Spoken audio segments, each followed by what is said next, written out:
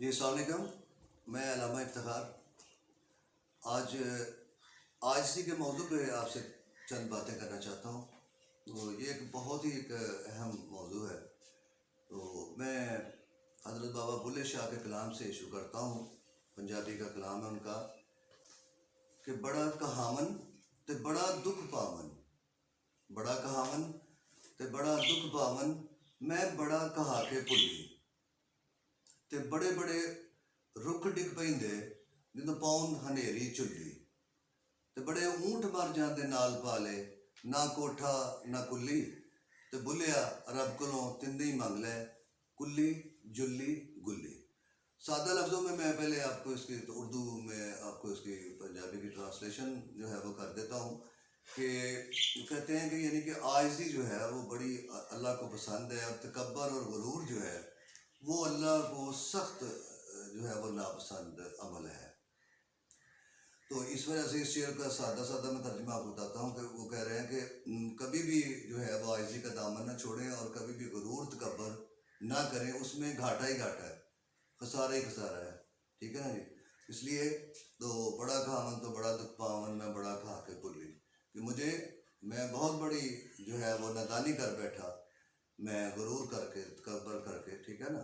تو اور بڑے جو ہے وہ بڑے رکھ ڈگ پیندے، اس کے میں بتا دوں آپ کا ترجمہ کہ رکھ درخت کو کہتے ہیں پنجابی میں.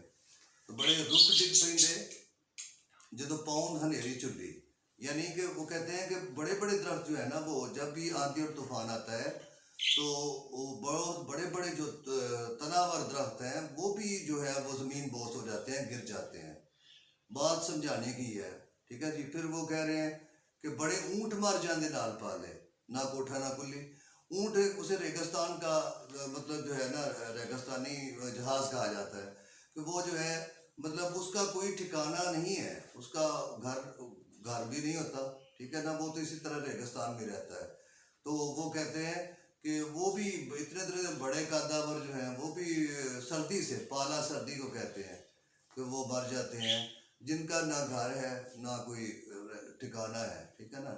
تو اور پھر بلیا رب کو تنی منگلا، کلی جلی گلی. کلی کیا ہے؟ کلی مطلب ہاؤس. ٹھیک ہے جی. گھر، کاٹیج، جھونپڑی. اور گلی جو ہے وہ چپاتی روٹی کو کھانے کو کہا گیا. اور جلی جو ہے، جلی وہ بستر کو کہا گیا. تو میں اس میں تھوڑا سا پھر اور اضافہ کرتا چلوں کہ دیکھیں بڑے بڑے شاعروں نے اس پہ عاجزی پہ جو ہے لکھا ہے. جس طرح بہادر شاہ ظفر، ان کے کلام ایک غزل کا ایک شعر ہے کہ سرفرازی اسی کی ہے جو ظفر، سرفرازی اسی کی ہے جو ظفر، آپ کو سب کا خاک پا جانے. دیکھیں کتنا عاجزی کہ وہ ایک بادشاہ تھے، پھر وہ قید و بند کی زندگی انہوں نے بسر کی، اور زندگی کا مشاہدہ کتنی تلخیوں سے انہوں نے دیکھا اور کیا. اور ان کے شعر میں بھی یہ واضح ہے کہ اب یہ ہے کہ وہ کہہ رہے ہیں کہ بلندی اسی کی ہے، کامیابی اسی کی ہے، سرفرازی اسی کی ہے جو ظفر، آپ کو یعنی اپنے آپ کو، سب کا یعنی سب دوسرے لوگوں کو، کا جو ہے خاک پا، یعنی کہ ان اپنے آپ کو دوسروں کے قدموں کی خاک سمجھے. ٹھیک ہے. میں نے اس میں تھوڑا سا ایڈ کرتا چلوں کہ دنیا کے مختلف ممالک کی سیر میں مجھے بہت ہی اچھا لگا کہ جاپان ایک بہت ہی ایگزامپلری نیشن ہے. ان میں یہ عاجزی کا رجحان کٹ کٹ کر بھرا ہوا ہے. تلخیاں اور حوادث انسان کو بہت کچھ سکھا دیتے ہیں. جب ہیروشیما اور ناگاساکی پر ایٹم بم گرے، اس سے پہلے میں نے جو ہسٹری سے پڑھا وہ بڑے مطلب جنگجو جاپانیز جو تھے وہ بڑے جنگجو تھے. لیکن یقین جانے میں نے اپنی ٹریولنگ میں، اپنے وہاں رہنے میں کچھ مختلف عرصوں میں نے دیکھا، تو میں آپ کو بھی ساتھ شیئر کرتا چلوں. جو دوست ادھر رہتے ہیں یا رہے ہیں یا گئے ہوں گے تو ان کو تو یہ ساری باتیں ان کے علم میں ہیں.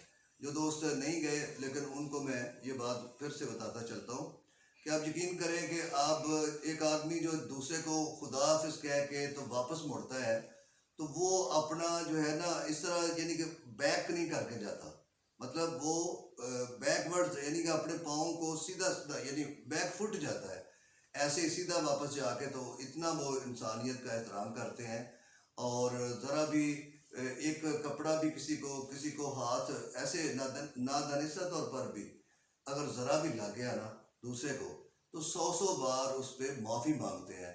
مجھے اپنے میں کہا گمنس آئے معافی کا، یہ عام میں سارا دن وہاں پر ٹرینز میں، بسز میں، جگہ جاب میں یہ ورڈز جو ہیں میرے کانوں میں گونجتے تھے. تو آپ اندازہ کریں آج وہ ایک مطلب کہ دنیا کی کامیاب ترین قوم ہے، اور یہ سب کچھ انہوں نے عاجزی سے سیکھا ہے. ہمارا جو دین ہے، دین اسلام جو ہے، وہ بھی اسی عاجزی کا ہی درس دیتا ہے ہمیشہ سے، اور مطلب تکبر سے منع کرتا ہے. اور نبی کریم صلی اللہ علیہ وسلم، نبی رحمت صلی اللہ علیہ وسلم جب معراج شریف پر تشریف لے کر گئے، تو عرش مولا پر جب آپ تشریف لے کر گئے، تو میں نے جس طرح سے کتابوں سے اور بزرگوں سے سنا، تو اللہ پاک نے نبی کریم صلی اللہ علیہ وسلم سے پوچھا کہ میرے محبوب، آپ میرے لیے کیا لے کر آئے ہیں، کیا تحفہ لے کر آئے ہیں؟ تو آپ نے فرمایا کہ اے میرے پیارے رب کائنات، میں رب ذوالجلال، میں آپ کے پاس ایک ایسا تحفہ لایا ہوں جو آپ کے خزانوں میں نہیں ہے، جو آپ کے پاس بھی نہیں ہے. تو اللہ پاک پوچھنے لگے کہ مطلب وہ ایسی کون سی چیز ہے؟ میرے خزانوں میں تو کسی چیز کی کمی نہیں ہے، تو ایسی کون سی چیز ہے جو آپ لائے ہیں؟ تو آپ نے فرمایا، آپ صلی اللہ علیہ وسلم نے فرمایا کہ میں عاجزی اور انکساری کا تحفہ آپ کی خدمت میں لایا ہوں کہ اے اللہ پاک، آپ عاجز نہیں ہیں. ٹھیک ہے. تو پیارے دوستو، میں یہ ان باتوں کو اختتام تک لے جانے پر یہی سب سے التجا کروں گا کہ برائے مہربانی ہمیں اپنے رویوں کو، ہمیں اپنی زندگی میں اپنے رویوں کو دیکھنا ہوگا، ہمیں اپنے اندر جھانکنا ہوگا کہ کیا ہم قول اور فعل میں ان چیزوں کا خیال رکھ رہے ہیں. یہ روزمرہ کی باتیں ہیں، یہ ایک بہت اہم ایشو ہے. اس پہ جو ہے نا، چونکہ سارا دن جو ہے ہم جہاں جاتے ہیں، جہاں ہمارے معاملات ہوتے ہیں، ان کا قدم قدم جو ہے اور پل پل ان سے واسطہ پڑتا ہے. تو میری دعا ہے اللہ کریم آپ کو اور ہم سب کو نیک کاموں کی توفیق دے. اس کے ساتھ اجازت چاہتا ہوں. اللہ حافظ.